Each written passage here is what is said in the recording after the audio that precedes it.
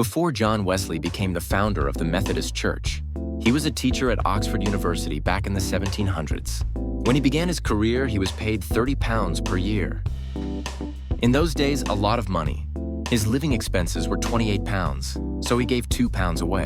The next year, his income doubled, but he still managed to live on £28.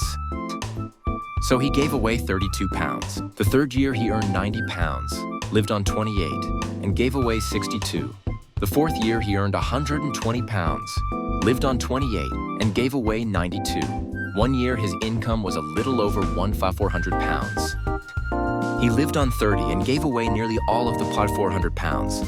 Wesley felt that with increasing income, what should rise is not the Christian standard of living, but the standard of giving.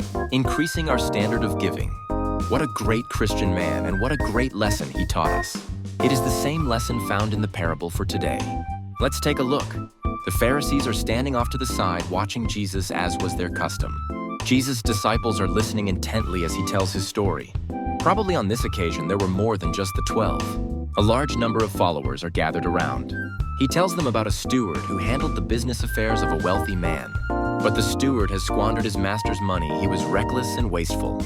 Notice that this story follows another story about a reckless young man who squandered his father's wealth, the prodigal son. But in this story, the reckless young man does not come to his senses in time, and he is fired from his job.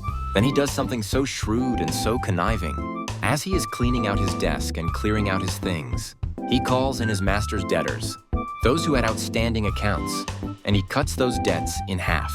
You owe 800 gallons of olive oil? Write me a check for 400 and we will call it even. You owe 1,000 bushels of wheat? Write me a check for 800 and we'll call it even.